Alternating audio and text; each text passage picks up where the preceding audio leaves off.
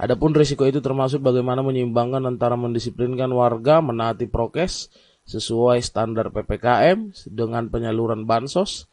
Bansos menurut Muhajir tidak mungkin ditanggung oleh pemerintah sendiri. Terus siapa dong?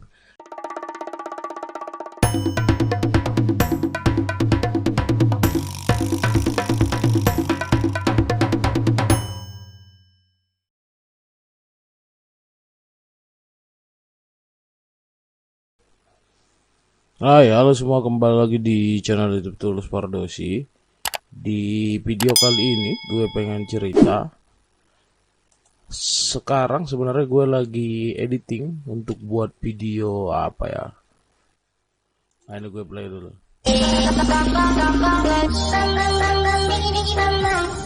Lu semua udah pada tahu belum? Pasti belum kan? Ya udah nih, tengok nih ya. Tengok baik-baik, tengok baik-baik. Nah, tengok nih. Ini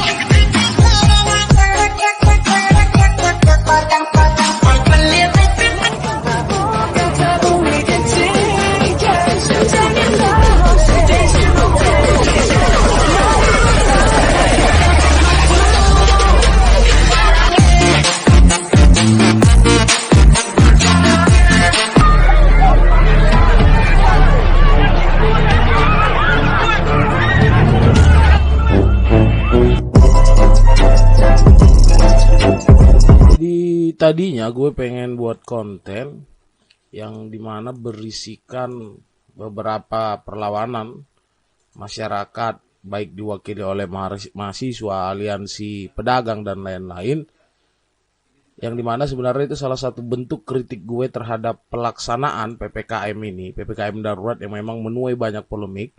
Namun gue rasa agak kurang efektif kalau itu gue keluarkan lagi. Kenapa? Karena berdasarkan komunikasi politik yang sudah dikeluarkan oleh pemerintah, gue optimis PPKM darurat ini bakal segera dievaluasi atau bahkan mungkin akan segera diberhentikan atau mungkin dirubah kebijakannya, karena memang PPKM darurat ini sudah memantik banyak sekali perlawanan, memantik banyak sekali kekecewaan di tengah masyarakat, sehingga konten yang tadinya gue rencanakan untuk mengkritik pelaksanaan PPKM ini, baik itu di Pulau Jawa, Bali khususnya, gue rasa sudah tidak begitu urgen lagi. Karena hari ini kita tidak tahu nih apakah sudah diperpanjang atau gimana. Ini PPKM darurat makin ketat saat libur Idul Adha ini aturannya. Dulu ini Jokowi, perpanjangan PPKM darurat hal sensitif, jangan sampai keliru.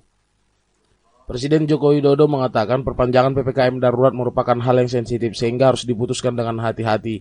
Ini pertanyaan dari masyarakat. Satu yang penting yang perlu kita jawab, PPKM darurat ini akan diperpanjang? Tidak.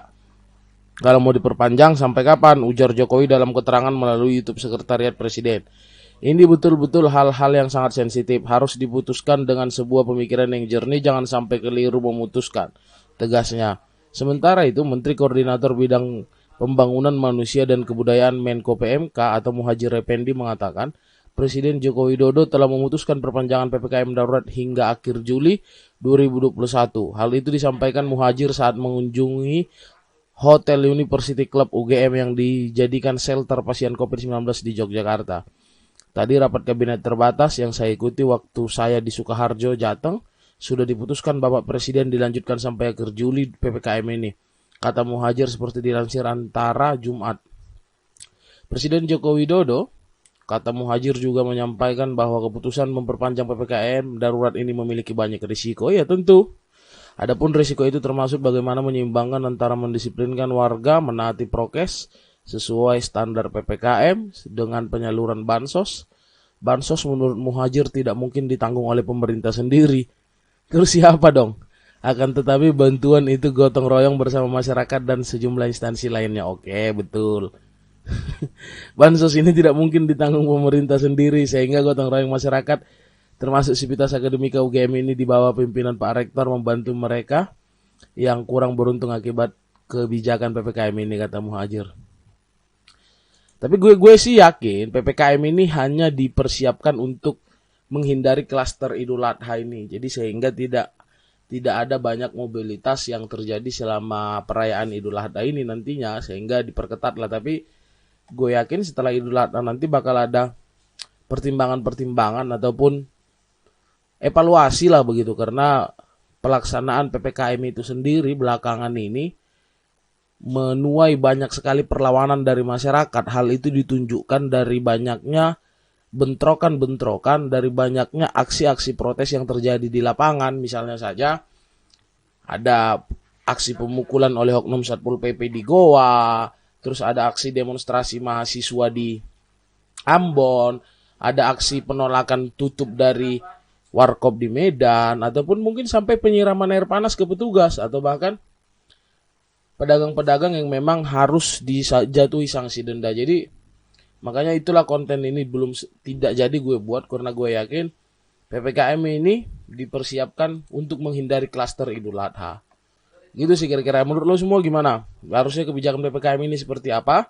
Lo bisa komen di kolom komentar di bawah agar gue baca dan kita diskusi di kolom komentar. Thank you semuanya. Sampai ketemu di video selanjutnya.